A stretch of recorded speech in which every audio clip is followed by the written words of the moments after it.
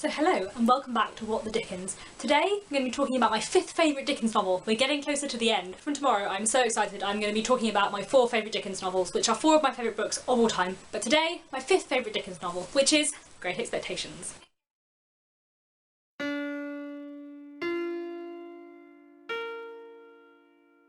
Chapter 1.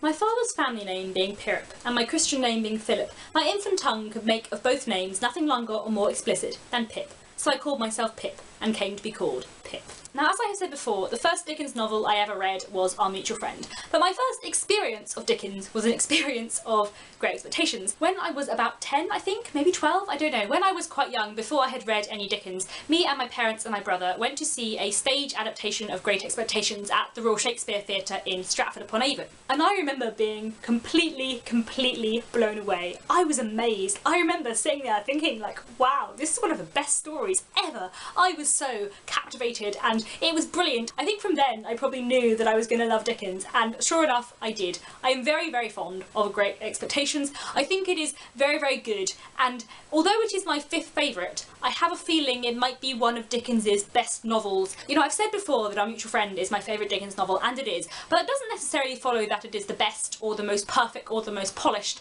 and I think Great Expectations has a very good case to be made for it being Dickens's greatest novel in terms of its perfection and its craft and how cleverly the story is put together. I also think, like David Copperfield, Great Expectations is a really great place to start with Dickens's work because it is in the first person, so you only have to get used to his unusual writing style. You don't have to get used to jumping between a lot of different characters, and although there are a lot of different plots going on, it kind of only follows the one plotline of Pip and his life, and I think Great Expectations is brilliant. Great Expectations, a bit like Oliver Twist, has seeped into popular culture in many ways. It centres around a boy called Pip. Now Pip, at the beginning of the novel, has been brought up by his sister and her husband, and in the very opening scene of the novel he meets an escaped convict in a graveyard, and this escaped convict manages to persuade Pip to steal some tools and some food for him and to help him. Pip is so terrified of the man that he does this. Now another very significant thing goes on in Pip's childhood. As he is growing up, he gets taken to the house of this old woman who lives nearby called Miss Havisham. Now Miss Havisham was jilted on her wedding day and so lives in this grand,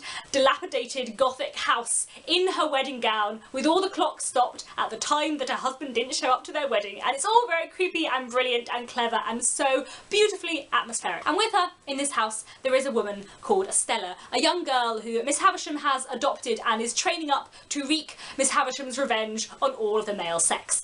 And Pip is invited into this house as a kind of entertainment for Miss Havisham and sort of as prey for Estella, and he is really enchanted by Estella from a young age because she is so beautiful and so cruel that he just can't help but kind of fall in love with her. Now when Pip is a little bit older, he is visited by a lawyer from the City of London who tells him that Pip has great expectations, that he is going to go to London, to the city, to be trained as a gentleman, that he has a mysterious benefactor who is going to sponsor his life and train him to be a gentleman. Now Pip has been brought up as an apprentice blacksmith. He has been working for his brother-in-law who is a blacksmith, and that is what he always thought he was going to be, but now he finds out that he's not going to be a blacksmith after all, he's going to be a gentleman.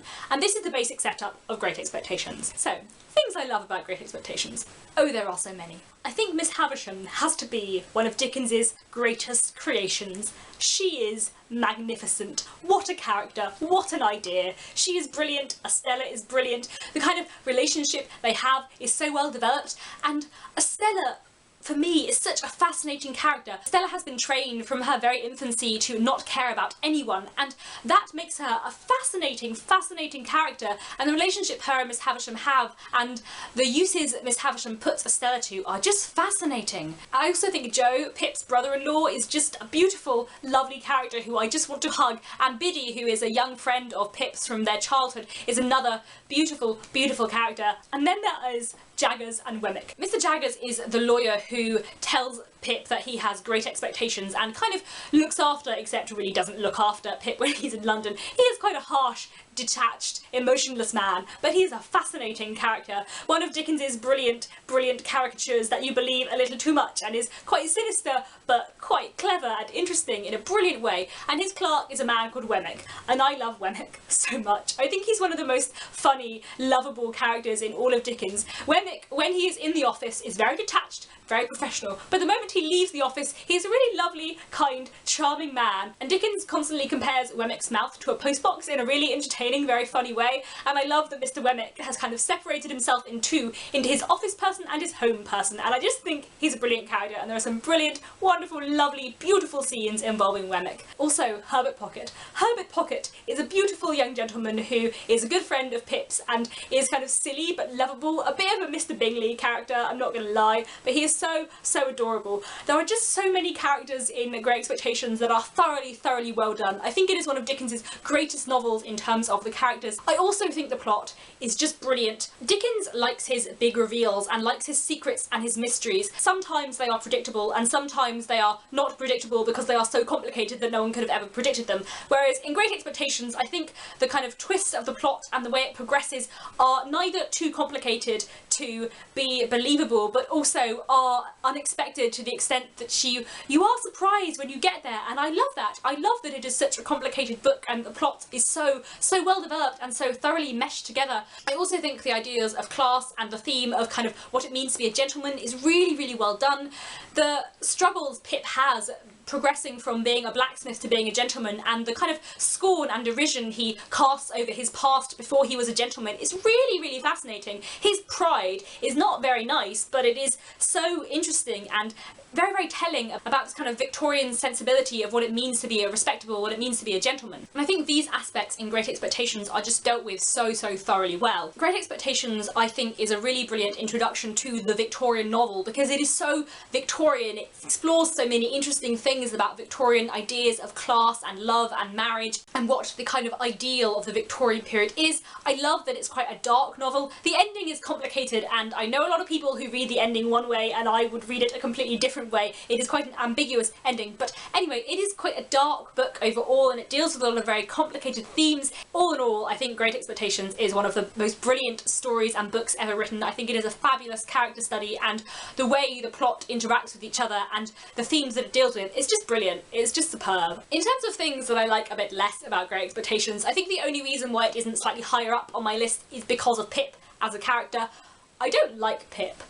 I just don't like him. I mean, he does have interesting character progression over the book, and I know that he kind of starts to realise just what a proud, ignorant, horrible kind of person he's been. But I do find that because Pip is just not very lovable for me, it does take me a little bit longer to kind of get into the book. I'm just not quite as engaged with Pip as I am with some of Dickens's other characters because I don't find him that likeable, because sometimes you just want to tell Pip to, like, pull up his socks and sort his life out. Sometimes he is so selfish and so ignorant and so blind that it can be quite frustrating to read. However, I do think his pride and the way he feels about his position as a gentleman are very believable, and I also think his character development over the book is very good. So the fact that I don't like Pip is a reflection on how much I love Great Expectations, not a reflection on how good it is. Before I finish, I do quickly want to mention one TV adaptation of Great Expectations, and that is this one from 1999. It is a TV movie. I really love this. This is my preferred interpretation of Great Expectations because I think Estella is done well,